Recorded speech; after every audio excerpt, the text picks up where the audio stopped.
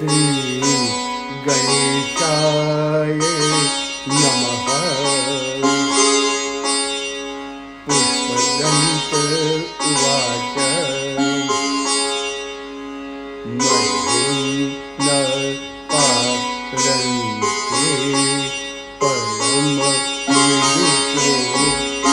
यज्ञसदृशी श्रुतिर्ब्रह्मा दीनाम् अपि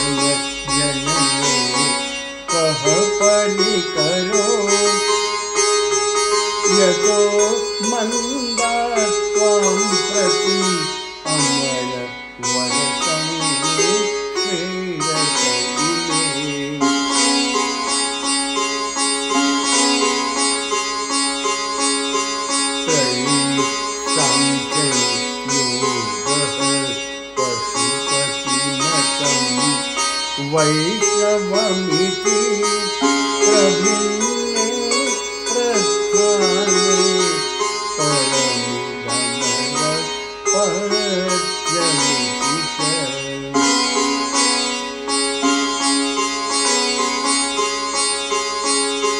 ऋषीणां वैचित्र्यात् ऋतुकुटिलः नानापथजुषाम्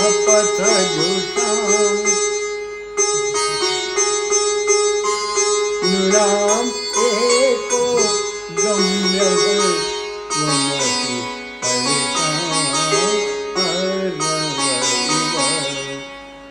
त्वमसि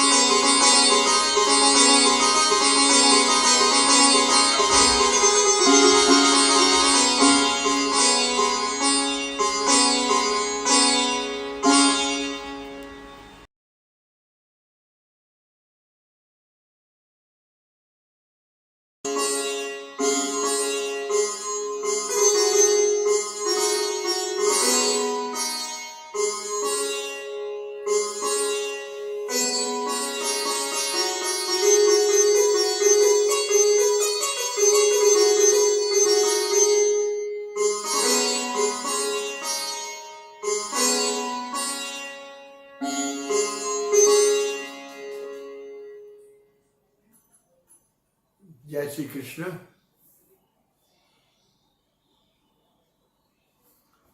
महाशिवरात्रि उत्सव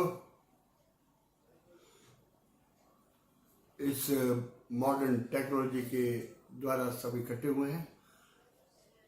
साथ देने वाले सभी को विशेष रूप से नमस्कार।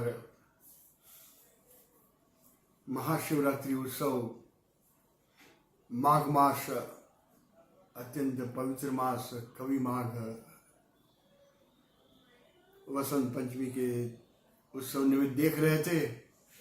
माघ मास कृष्ण पक्ष चतुर्दशी महाशिवरात्रि शिव बनने की प्रेरणा का उत्सव। जगत गुरु अपने गुरु को नमस्कार करेंगे और शिव महिमा स्तोत्र बहुत ही प्रचलित, लोकप्रिय और एक महान शिव भक्त गंधर्व पुष्पदंत, उनकी रचना का प्रथम कुछ अंश आज गाकर देखेंगे। जिन्हें स्मरण हो, याद हो, मेरे साथ गा सकते हैं।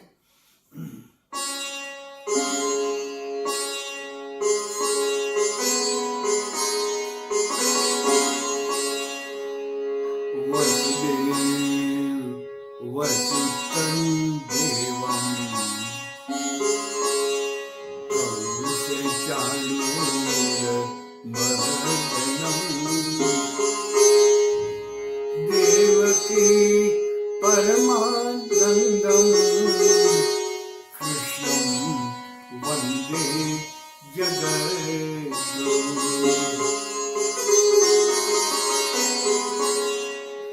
गुरुर्ब्रह्मा गुरुर्विष्णुः गुरुर्देवो महेश्वरः गुरुः साक्षात् परम ब्रह्म तस्मै श्री गुरवे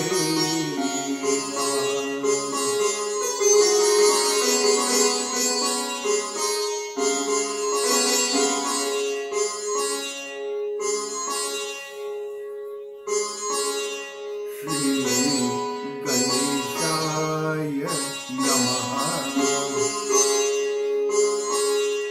पुष्पदंत उवाच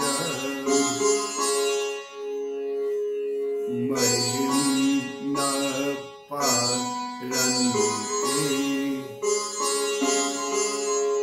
परम विदुषो यज्ञ सदृशी स्तुतिर् ब्रह्मा दीना अपि तदवसन्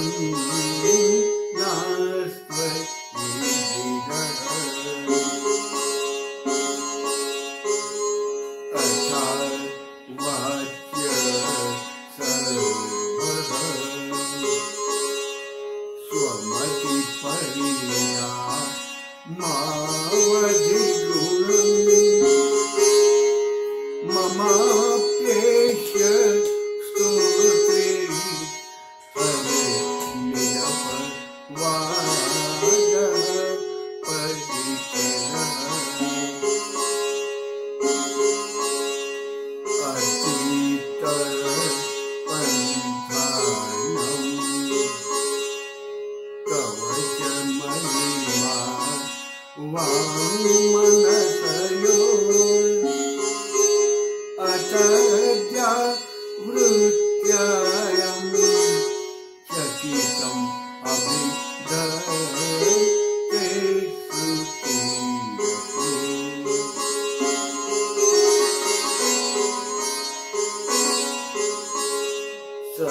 सकर्ष्यस्तु कव्यः कतिविधगुणा कस्य विषय पदे त्वल्वाचीने पतति न मनः कस्य न वचः पतति न मनः कस्य न वचः।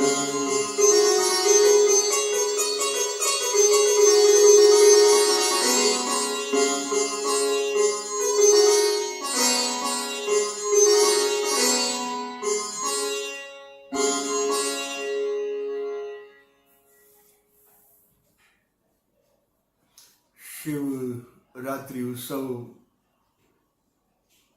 आज के दिन शिव बनने की प्रेरणा ये देने वाला उत्सव है। शिवो भूत्वा शिवम यजेत, रामो भूत्वा रामम यजेत, कृष्णो भूत्वा कृष्णम यजेत। शिव बनकर शिव की पूजन करो।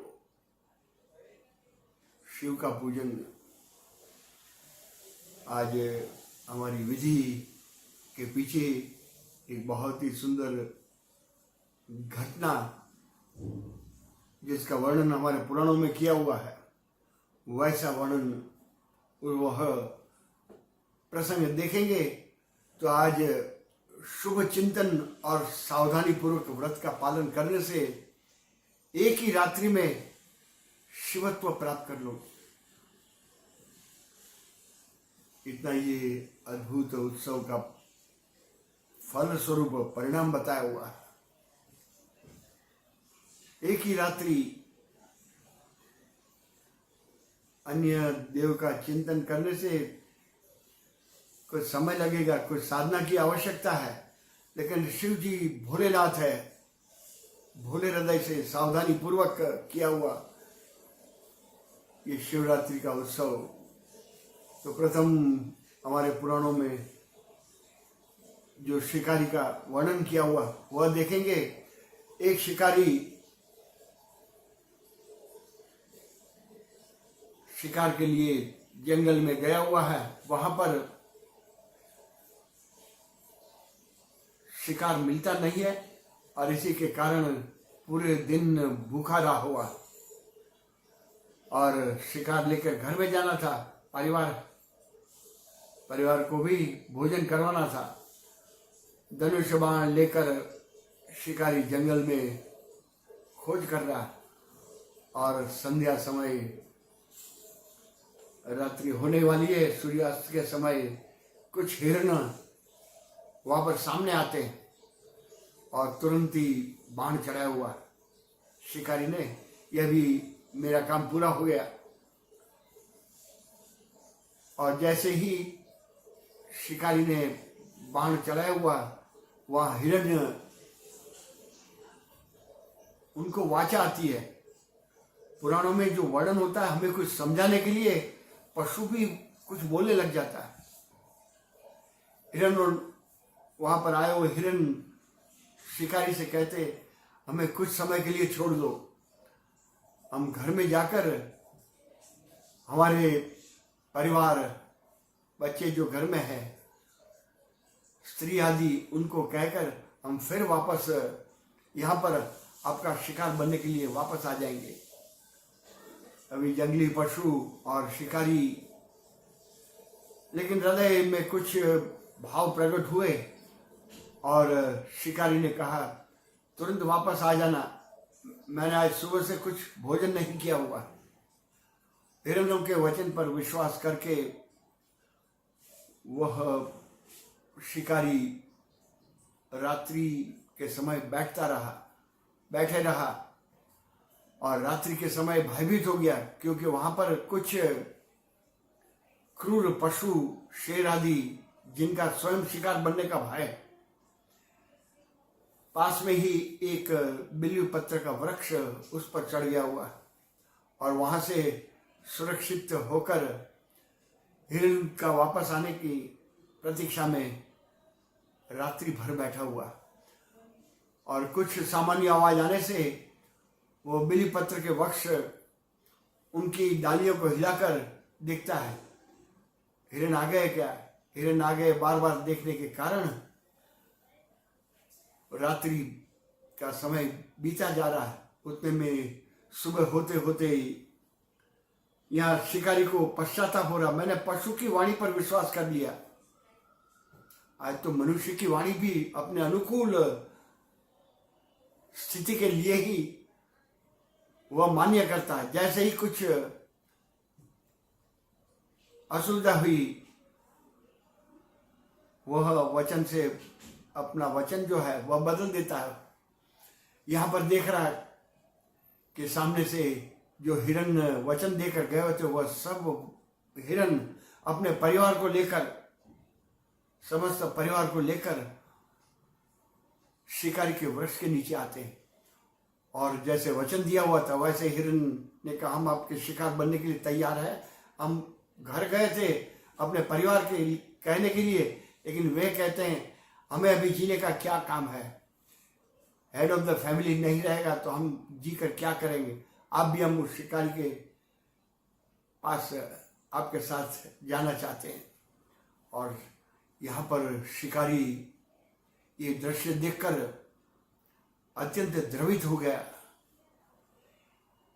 जीने के लिए सभी अपने वचन का पालन करते हैं, लेकिन या तो मृत्यु के लिए निश्चित मृत्यु है। उस समय भी पशु योनि में आए हुए हिरण अपने वचन को पूरा किया हुआ, तो मैं तो मनुष्य हूं। ये हृदय परिवर्तन। और शिकारी ने वहां हिरण सभी परिवार के सहित उनको नमस्कार किया हुआ है और भाव द्रवित होकर वहां से घर लौटता है। उसमें शिवत्व जागृत हो गया। ये पशु है और फिर भी अपने वचन मृत्यु का स्वीकार करने के लिए तैयार है। ये मनुष्य के लिए बहुत बड़ा संदेश है। ये वाणी है, शिव जी की संपत्ति है। यहाँ पुष्पदंत कवि की रचना भी हम लोग देख रहे थे। वाणी के रचयिता, तो ये शिवत्व उस दिन शिकारी पूरे दिन उपवास, भोजन नहीं किया, शिकार मिला नहीं। रात्रि के समय जागरण, बिल्व पत्र के वृक्ष पर ऊपर चढ़ गया हुआ और वहां बार बार बिल्व पत्र के वृक्ष को हिलाने के कारण उस वृक्ष में से बिल्व पत्र के पत्ते, 3 पत्ते वाले बिल्व पत्र शिव पूजा में अत्यंत भगवान को प्रिय है। वह बिल्व पत्र वृक्ष की डाली से नीचे, वृक्ष के नीचे शिव मंदिर, शिवलिंग था, उस पर वह सभी बिल्व पत्र का अनायास पूजन हो गया। ये 3 बातें आज हमारे उत्सव के साथ हम लोग देखते हैं। दिवस में उपवास, रात्रि के समय जागरण। लेकिन जागरण इसलिए है, जीवन के बारे में जागृति लानी है। आज हमारा जागरण चलचित्र देखना, समय पूरा करना, वैसा जागरण नहीं है। जागरण शिव मुझे बनना है। वैसा आज की रात्रि के दिन यदि हम जागते हैं तो वह सही अर्थ में वह व्रत का पालन किया हुआ। पूरे दिन का उपवास, रात्रि का जागरण और अनायास बिल्व वृक्ष के द्वारा शिव पूजन, ये तीनों बातें आज के उत्सव के साथ हमारी विधि में ये तीनों बातें आती हैं। उसका स्मरण शिवो भूत्वा शिवम यजेत, ये शिव बनने के लिए बहुत ही सुंदर प्रेरणा है। इसलिए आज उत्सव के दिवस हम शिवरात्रि उत्सव आज हमारे भारतीय संस्कृति में छूट देकर रखिए। शिवरात्रि के उपवास में भूखा नहीं रहना है, सात्विक भोजन करना है, ताकि सात्विक जैसा अन्न वैसा मन, सात्विक मन तैयार हो जाएगा और वही शिव बनने में सहायक। बिल्वपत्र भी भगवान को अत्यंत प्रिय है। बिल्वपत्र का अर्थ आज मार्केट में तुलसी दल और बिल्वपत्र, तुलसी में फल नहीं है। हमारे ऐसे जो कर्म, सत्कर्म जिसके साथ फल की अपेक्षा नहीं है, वह प्रभु को प्रिय बन जाता। वैसे ही बिल्वपत्र मार्केट में जिसका मूल्य नहीं है, जिसे मार्केट वैल्यू बढ़ानी है, वह प्रभु को प्रिय कैसे बनेगा। मुझे प्रभु का बनना है, मुझे शिव बनना है, और फिर वही सुगंध नहीं, वैसा बिल्वपत्र हम भी जब लेने जाते हैं, फूल पत्ते पत्रम पुष्पम फलम तोयम, तो वहां पर बिल्वपत्र और तुलसी दल बिना कीमत से पूजा के फूलों के साथ वह डाल देते हैं। तो जिन्हें सुगंध, प्रभु की सुगंध फैलाने वाले, वह भगवान को अत्यंत प्रिय है। तो आज भी कुछ शिव बनने के लिए शिव दर्शन करना चाहिए। ये शिवालय में जाते हैं तो बहुत सारे चिन्ह दिए हुए हैं, सांकेतिक। आज तो एक विधि पूर्वक अल्प समय में जितना जल्दी हो जाए, वहां से नमस्कार हाथ जोड़कर मस्तक झुकाकर निकल जाते हैं। लेकिन ये शिवरात्रि का उत्सव हमें समझा रहा है, वहां पर देखो, शिव दर्शन करो। शिव दर्शन में प्रथम देखेंगे तो वहां पर ज्ञान गंगा, शिव जी के मस्तक पर ज्ञान रूपी गंगा का बहाव, जटा में बांधा हुआ प्रेम प्रवाह। ज्ञान जब बहने लग जाता है उसे प्रेम कहते हैं। प्रेम के मूल में ज्ञान है। ज्ञान का प्रेम करना, शिव को प्रेम करना है तो समझकर, शिव दर्शन में ये सभी संकेत बताया हुआ, ये समझ लो तो शिव भूतवा शिवम यजेत, वह स्थिति प्राप्त कर लोगे। ओम नमः शिवाय, सत्यम शिवम सुंदरम, वह स्थिति। ज्ञान गंगा, ज्ञान पिपासु होना चाहिए। ज्ञान मिले मुझे, उसके लिए सब समय तैयार, अनुकूलता और प्रतिकूलता से ऊपर उठा हुआ। और ज्ञान पिपासु वह शिव का उपासक है। बहने वाला प्रेम विष्णु के चरणों तक ले जाए। गंगा बहकर कहा जाती है, गंगा का प्रवाह गंगा सागर तक ले जाता है, जहां पर विष्णु शांताकारम भुजग शयनम पद्मनाभम सुरेशम उनके चरणों तक ले जाता है। प्रेम वही सच्चा है जो प्रभु के चरणों तक ले जाए। वही ज्ञान गंगा, वही सात्विक ज्ञान विष्णु के चरणों तक ले जाए, और जीवन का अंतिम स्थान सागर में जब नदी मिल जाती है तो वह स्वयं गंगा सागर बन जाती है। ये शिव जी का मस्तक पर बहता हुआ ज्ञान प्रवाह वही प्रेम प्रवाह है। कई लोगों के प्रश्न होते कि शिव जी कैलाश में बैठे हुए हैं और आंखें आदि बंद कर समाधि में लगे हुए हैं, और हम यह सांसारिक व्यक्ति कितना सारा दुख सहन करते हैं, कितनी सारी परिस्थितियों का सामना करना पड़ता है। तो शिव जी क्या वैरागी, शिव जी को जगत पर प्रेम नहीं है, उनकी रचना पर जगत पर प्रेम नहीं होता तो वैसी रचना ही क्यों करते। जगदीश को जगत पर अत्यंत प्रेम है, और उसका स्वयं बहुत प्रमाण के रूप में आदि शंकराचार्य की रचना में उनका वर्णन किया। उमा महेश्वर स्तोत्रम नमः शिवाभ्याम अत्यंतम आसक्त हृदम्बुजाभ्याम, अत्यंत प्रिय आसक्ति है। ये तो नटवर जैसे कृष्ण है, वैसे ये भी नटवर है। नट के देवता, नाट्य कला के वह भी देव है, नटवर है ये। इसलिए समाधि में बैठे हुए, मैं कुछ नहीं कर रहा हूं, ये कर्म करते समय वैसी स्थिति आ जाए, वही सच्चा बिल्वी पत्र का पूजन है, वही तुलसी दल प्रभु को प्रिय होने का मार्ग है। ये वह यहाँ पर कैलाश पर्वत पर बैठे हुए शिवजी हमें समझा रहे हैं। अत्यंत आसक्त, और सिर्फ आसक्ति जगत पर नहीं है, उनके कार्य करने वाले पर विशेष आसक्ति है, और उसका प्रमाण भी उनका स्वरूप देखकर। शिवजी आज स्मशान में बैठे हुए हैं, स्मशान में खोजते रहते हैं। आज हमारी हिंदू पद्धति के अनुसार मृतदेह को स्मशान में ले जाते हैं अग्नि संस्कार करने के लिए, तो वहां पर शिवजी बैठे हुए हैं। वो देखते हैं मेरे पास इतने सारे मृतदेह, मेरी संपत्ति है,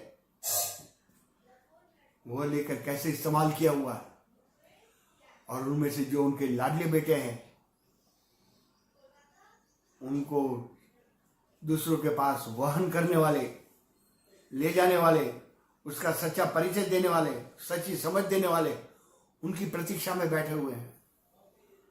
और वैसे लोगों का वहां पर श्मशान घाट में शिवजी वैसे लोगों की चिता की भस्म लेकर अपना डेकोरेशन बनाया हुआ, शोभा बनाई है।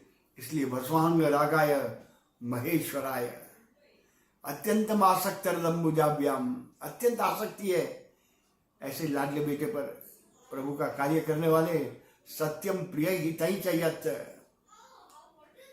स्वार्थ परार्थ और परमार्थ की भूमिका जिसने सिद्धि प्राप्त कर ली है, वैसे लोगों की चिता का भस्म भगवान कहता है मेरा डेकोरेशन है, ये मेरी शोभा है, ये उन्होंने मेरी शोभा बढ़ाई है। और यहां तक ही नहीं, उनके खोपड़ी की गले में माला पहनकर घूमते हैं। इतना प्रेम किसी मां को होगा अपने पुत्र पर, उसकी खोपड़ी लेकर घूमेगी। इसलिए पुष्पदंत कवि ने उनका वर्णन कपाली भूतेशो, उसको कपाली कहते हैं, गले में खोपड़ी की माला। और पार्वती को भी जब शिव ने उसकी साधना की जांच करने के लिए प्रश्न पूछे, तू जानती है शिव जी के घर में क्या क्या सामग्री है, तू जा रही वहां पर और you will be the home minister, तो अपने पति के घर में क्या क्या वस्तु है तू जानती है? वहां पर पानी पीने के लिए खोपड़ी, उसका कटोरा बनाया हुआ, वहां स्टील का बर्तन नहीं है, कोई धातु का बर्तन नहीं है, अपने लाडले पुत्र की खोपड़ी, उसी में पानी भरकर शिवजी पी रहे। ऐसा विश्व में कोई भी मां का प्यार अपने लाडले बेटे पर होगा क्या? इतनी आसक्ति। ये पार्वती भी वहां पर बहुत ही, पार्वती का अर्थ आज विदेश में हमारी विडंबना करते हैं, बोला आप क्या बेबी गॉड बालकृष्ण, आपके एलिफेंट गॉड गणपति, ये अलग अलग। वैसे ही पर्वत भी आपके भारत में संतान उत्पन्न करते हैं, इसलिए पार्वती को हिमालय की पुत्री बताया हुआ। लेकिन ये रूपक है, ये समझने के लिए थोड़ी बुद्धि चलानी होगी। भक्ति में ही बुद्धि चलाने की अत्यंत आवश्यकता है, लेकिन हमने अपनी पूरी एफिशिएंसी, इंटेलेक्ट एफिशिएंसी जीविका के लिए ही इस्तेमाल की है। क्यों क्या हुआ ऐसा? ये जब प्रश्न खड़ा हो जाए तो पार्वती हिमालय स्थावराणम हिमालय, गीता में विभूति 10वें अध्याय में बताइए, हिमालय जैसी स्थिरता जिसमें है, वैसे पिता की पुत्री पार्वती, पर्वत की पुत्री। पर्वत अचल होता है, अपनी जगह से हिलता नहीं, स्थिर। जब तक स्थिर नहीं होगे तब तक शिव की उपासना, वहां तक पहुंचना कैसे संभव है? समाधि में भी स्थिरता है। जिसे पार्वती जो स्थिर है, वैसे पिता की संतान, और उसकी परीक्षा के लिए स्वयं जब शिव आते हैं तब कहते हैं उनको वहां तू जा रही है जिसके पति के रूप में प्राप्त करने के लिए। उनको तू जानती है क्या? उनका जन्म बर्थ डेट जानती है? कितनी उम्र है उनकी? तब पार्वती कहती है, अजन्मानो लोकाहा, मैं वैसे ही पति की खोज में हूं जिनकी बर्थ डेट का पता नहीं है, जिनके बर्थ डेट नहीं है। आज कृष्ण, हम लोग जन्माष्टमी, राम की बर्थडे, रामनवमी के दिवस, लेकिन शिव जी की बर्थ डेट, जन्म कब है? ये शिव रात्रि का उत्सव शिव के जन्म का उत्सव नहीं है, हमारे में शिवत्व जागृत करने का उत्सव है। शिव जी तो अजन्मानो लोका। पार्वती कहती है, मैं तो वैसे ही पति की खोज में हूं जिनका जन्म का पता न हो, उसके पास मृत्यु भी कैसे आएगी? ये जन्म और मृत्यु दोनों की अटल जोड़ी है। जो आएगा उसे जाना ही पड़ेगा, लेकिन जो है वह शिवत्व है। इसलिए मैं सदा सौभाग्यशाली रहूंगी। इसलिए कई बहनें हमारी, बहुत सुंदर उत्सव है पार्वती का स्मरण करने के लिए। गौरी का उत्सव करते हैं, हम भी वैसे ही सुहागन बनी रहे।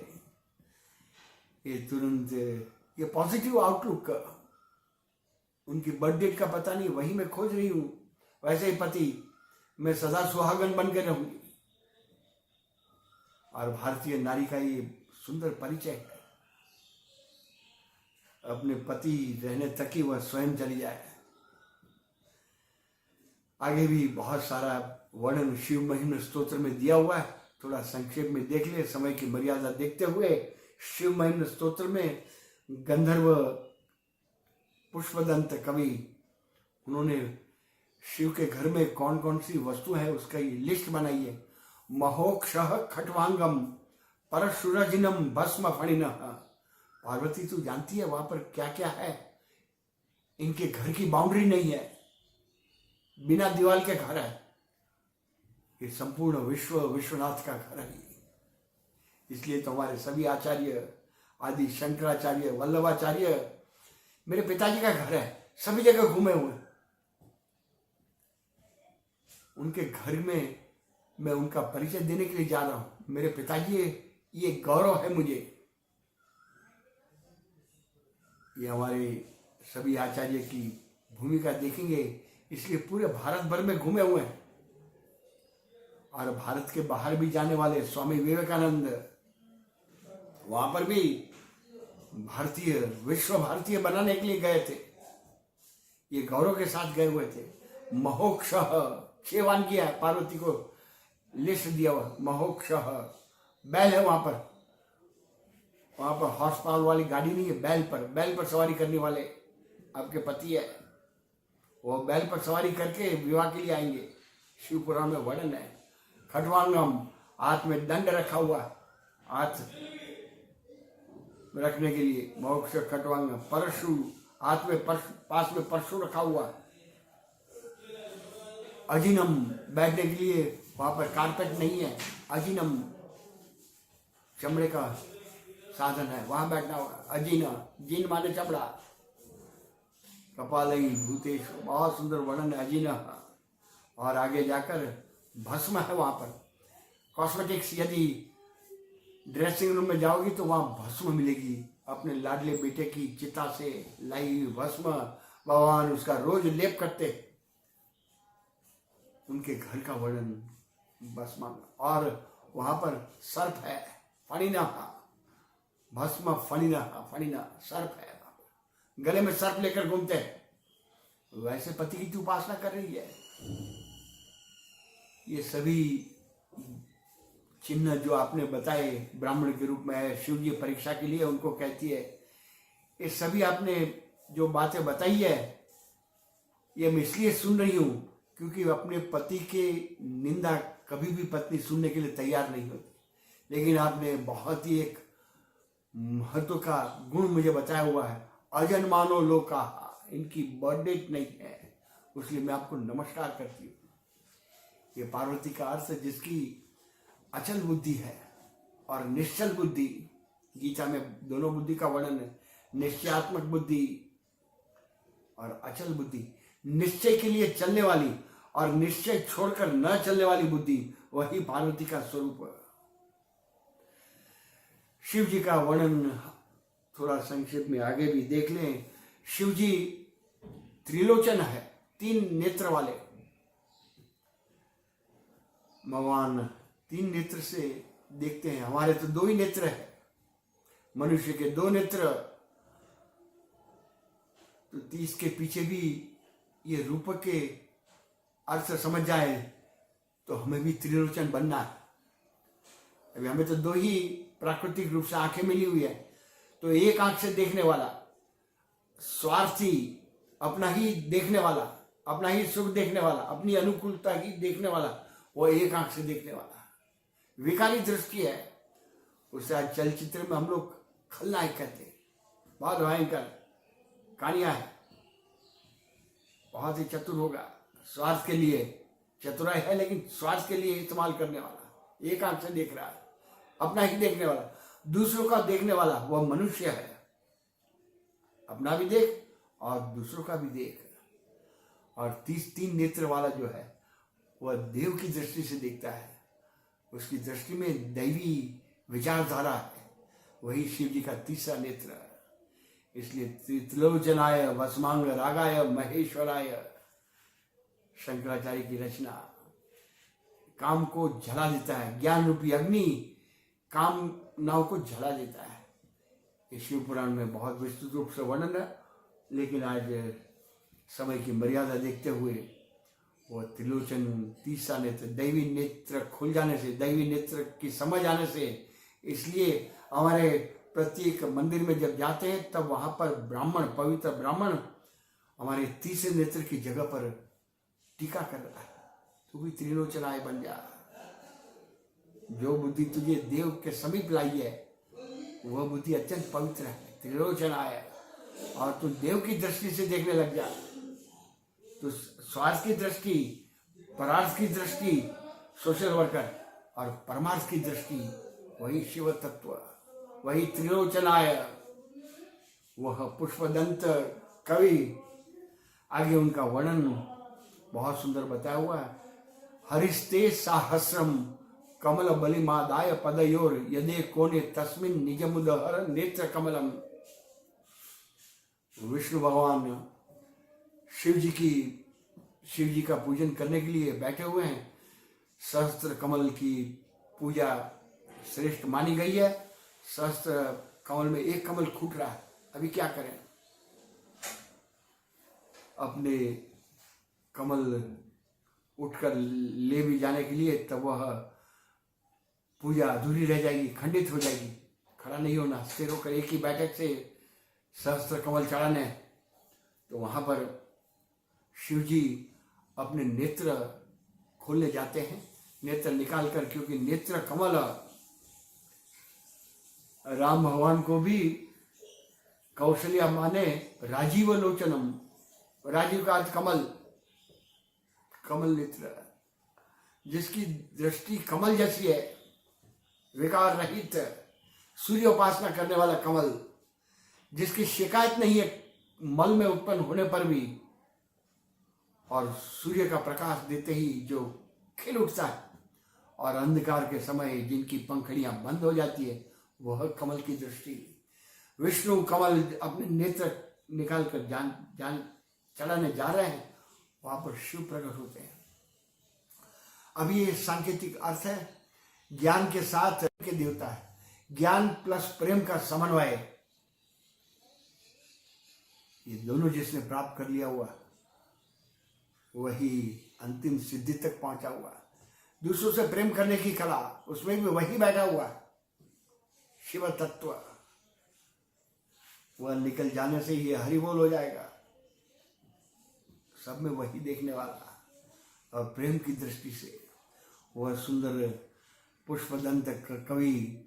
प्रेम और ज्ञान का समन्वय, ज्ञान में विश्लेषण, बाइसेक्शन, डाइसेक्ट करते हैं, अलग अलग विभाग तोड़कर दिखाते हैं, और प्रेम में जोड़ने का काम। एक में खंडन है और दूसरे में मंडन है। ये ज्ञान और प्रेम, ये दोनों का समन्वय है। विश्लेषण अलग अलग खंड, भिन्न भिन्न खंड बनाते हैं, और संश्लेषण समय में करता है, जोड़ता है। इसलिए दो शब्द विश्लेषण और संश्लेषण। विश्लेषण ये ज्ञान का प्रतीक है और संश्लेषण जो है वह प्रेम का प्रतीक है। इसलिए वक्ता की वाणी में भी सत्य और प्रिय, सत्यम प्रिय हित ही चाहिए, हितकारक सत्य वचन। ये पुष्पदंत कवि हमें ये प्रेम और ज्ञान का समन्वय, शिव जी का स्वरूप का वर्णन समझा रहे हैं। शिव जी दिगंबराय, दिगंबर दिशाओं रूपी वस्त्र। शिव जी को कौन पूरे वस्त्र पहना सकते हैं? आवृत, बहुत सुंदर दिशाओं रूपी वस्त्र। परम तत्व को कौन आवृत कर सकता है? अशेष आच्छादित कौन कर सकता है? दिगंबराय। और कृष्ण और राम पीताम्बराय, पीताम्बर पहन के श्मशान घाट में बैठे हुए, मेट्रोपॉलिटन से बाहर, समाज से अलग बैठे हुए हैं, वह दिगंबराय। और समाज के बीच घूमने वाला शिव तत्व वही कृष्ण और राम, वही समाज में आके पीताम्बरधारी। ये दोनों एक ही तत्व है। कोट पहना हुआ वह राम और कृष्ण, और कोट निकाल कर घर में बैठा हुआ है वह दिगंबराय शिव तत्व। दोनों में ऐक्य। Wicket keeper is also a wicket breaker. Cricket की मैच सब प्राय देखते हैं तो क्रिकेट के खेल में पीछे में खड़ा हुआ बॉल को पकड़ने वाला विकेट कीपर कहा जाता है, और जैसे ही क्रीज के बाहर निकलता है बैट्समैन, उसको विकेट उड़ा देता है। ये दोनों ही कार्य करने वाला व्यक्ति एक ही होता है, वही परब्रह्म जो है स्वरूप। कार्य करते समय, पालन करते समय विष्णु, राम और कृष्ण के अवतार, और संहार करते समय वही शिव रूप। इसके कारण ही ये जीवन का सौंदर्य है। इसलिए संस्कृत भाषा में संहार का अर्थ, संहार यानी सजावट। ये सजावट करना। जीवन से यदि मृत्यु चला जाए तो जीवन कैसा रहेगा? सब सीनियर सिटीजन बन जाएंगे। ये जीवन में इसलिए परिवर्तन दोनों ही की आवश्यकता है, और वह करने वाला संहार। संहार का अर्थ बहुत सुंदर, ये सृष्टि सुंदर नव यौवन बनी रहे, इसलिए जाना ही होगा और वापस फिर आना ही होगा। ये सृष्टि चक्र से जो अलग हो जाता है वही शिव तत्व, वही शिव बन गया हुआ है। ये सुंदर भूमिका। आगे त्रिशूल धारण किया हुआ। त्रिशूल सज्जनों का रक्षण और दुर्जनों को भय के लिए, भयभीत करने के लिए, मारने के लिए। उनकी लुच्चाई भगवान जान जाते हैं। हमें लगता है शिव जी भोले हैं, लेकिन शिव जी भोले नहीं है। अन्यथा ये सृष्टि विज्ञान से भरा हुआ है। देखते हम लोग वैश्विक विज्ञान, प्लेनेट ऊपर में जा रहा है। ये आकाश की ओर चिंतन करेंगे तो हमारी बुद्धि काम नहीं करेगी। ये सब चलाने वाले कैसा होगा? कितना बड़ा साइंटिस्ट होगा? वो क्या भोला हो सकता है क्या? वो भोलेनाथ है। दक्ष प्रजापति का यज्ञ विध्वंस कर दिया था, क्योंकि शिव ईश्वर की अस्थि स्वीकार न करने वाले को संहार करते। श्रृंगार, संहार का अर्थ श्रृंगार। दूसरा अर्थ डिक्शनरी मीनिंग, ये मृत्यु के कारण ही जगत सुंदर है। सत्यम शिवम सुंदरम,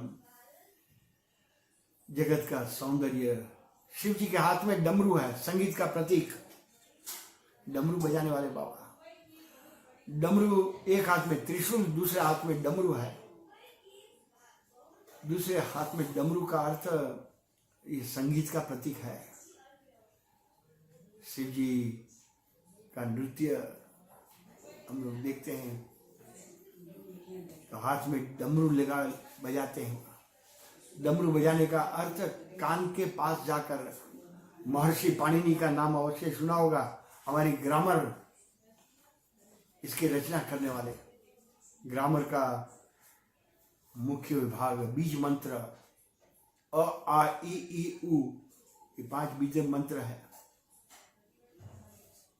अंग्रेजी डिक्शनरी में AEIOU इसका इस्तेमाल करते हैं।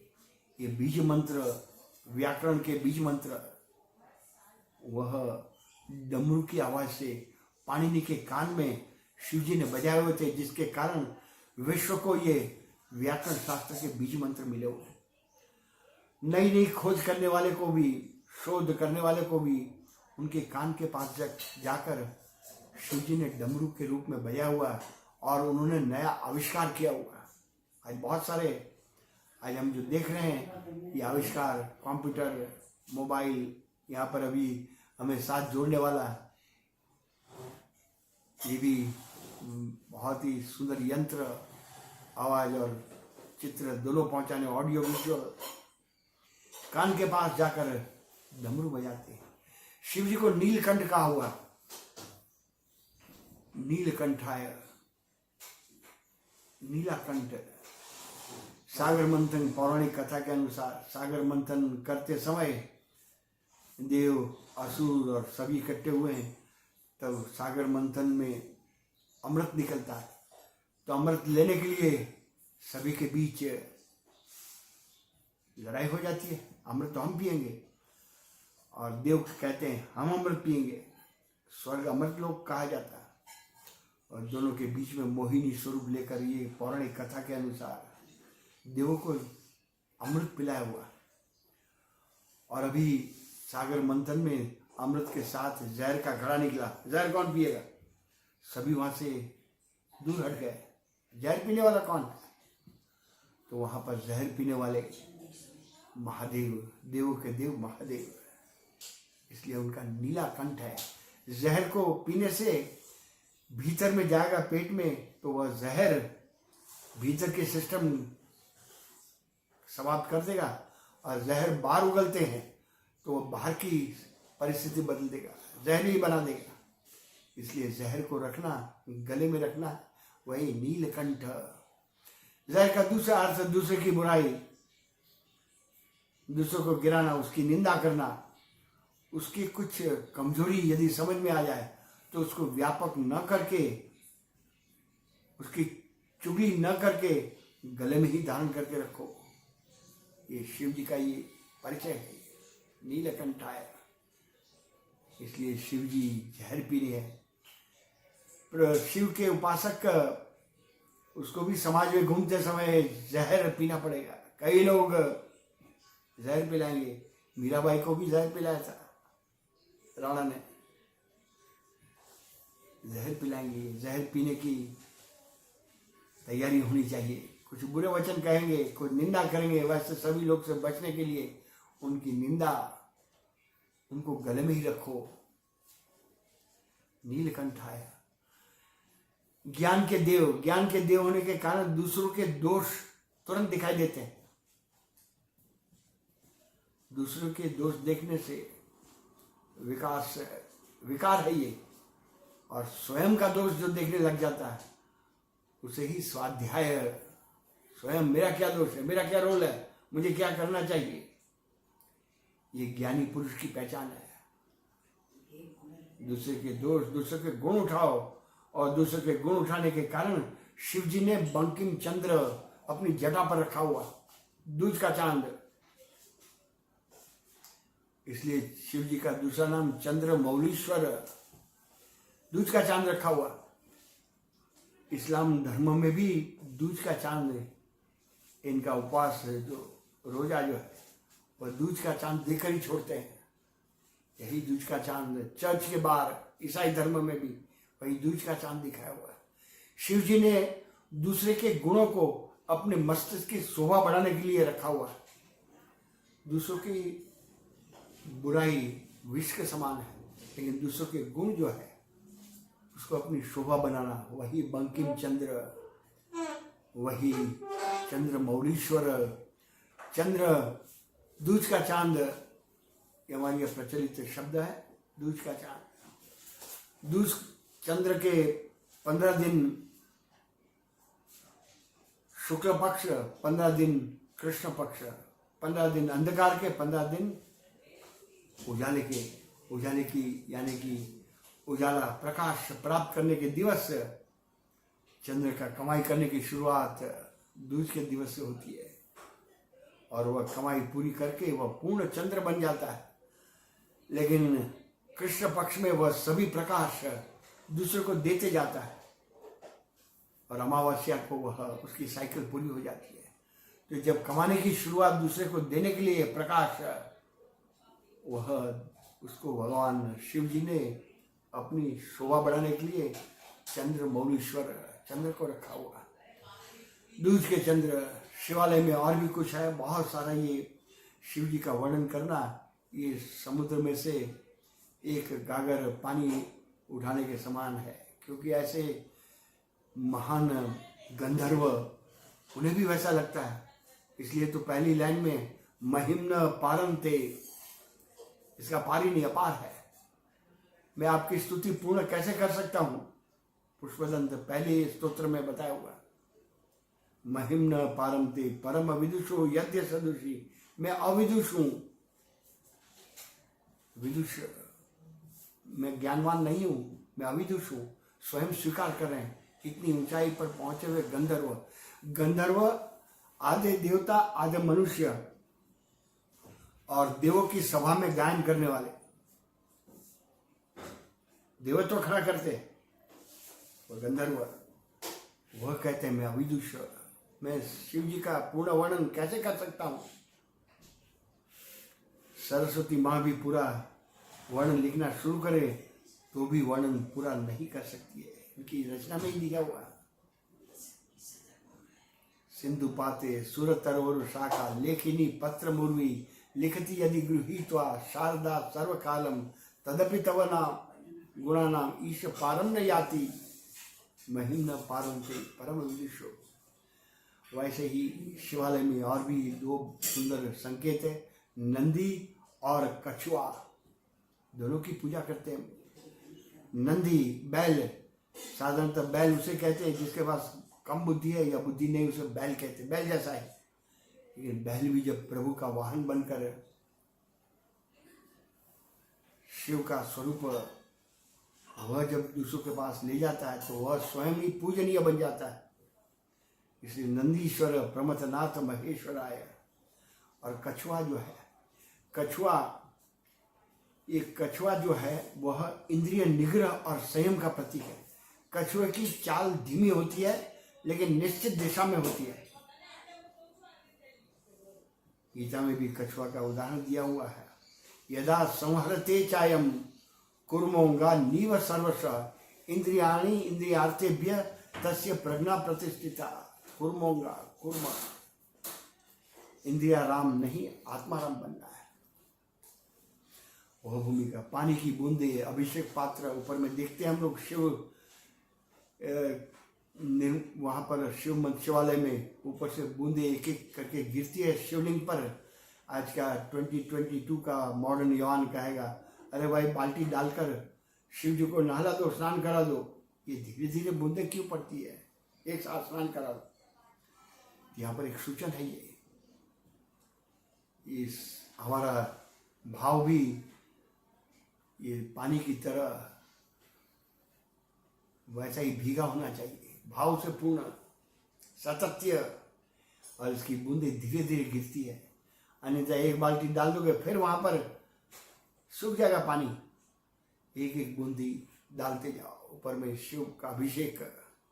इसलिए शिव जी को जल अभिषेक किया जाता है, दूध का अभिषेक किया जाता है, और अंत में शिव निर्माल्य नहीं लांघना। शिव मंदिर, शिवालय की पूर्ण प्रदक्षिणा नहीं करते, क्योंकि शिव पर चढ़ा हुआ पत्रम पुष्पम आदि ये इसको लांघना नहीं है।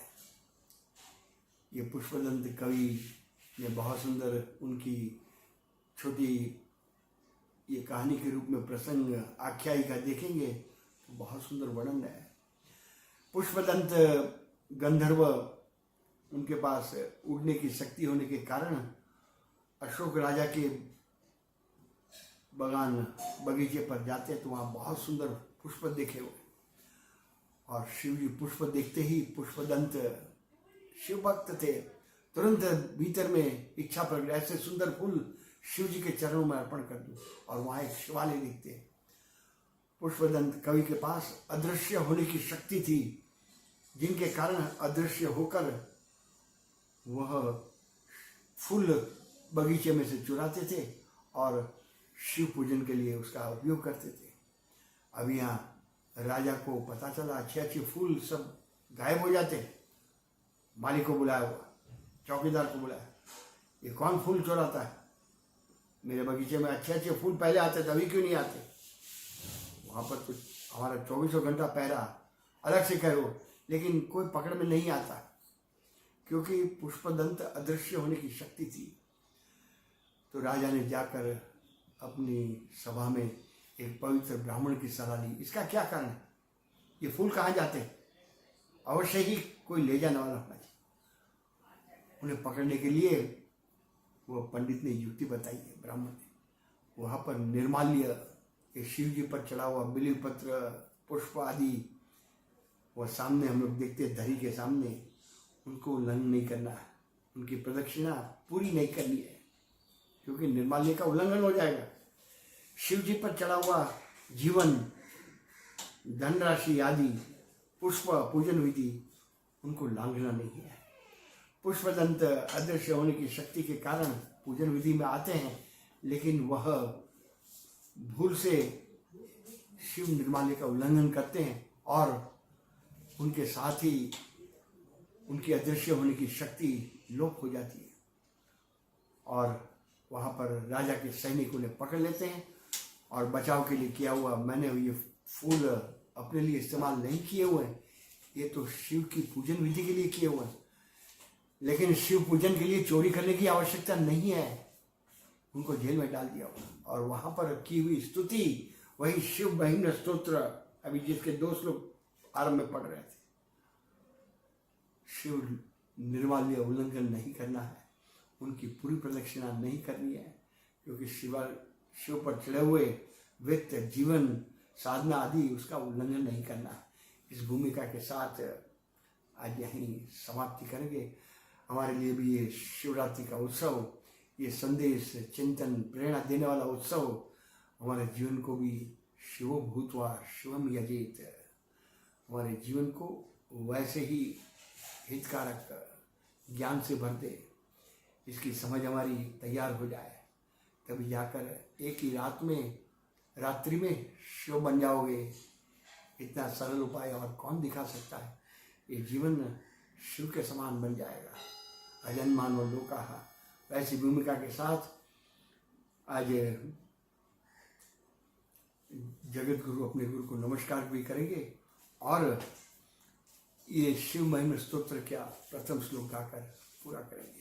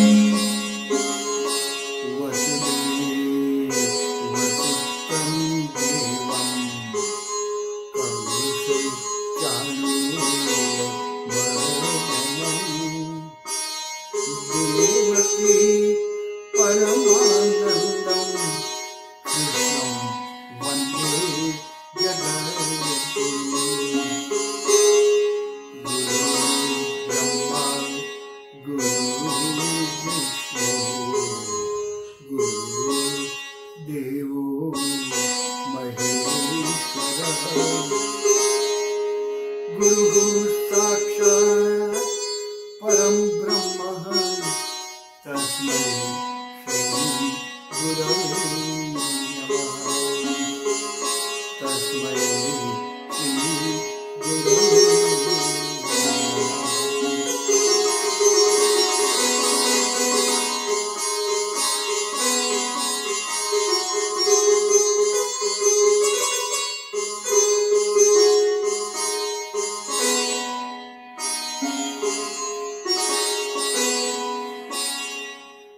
जय श्री कृष्ण, जय योगेश्वर।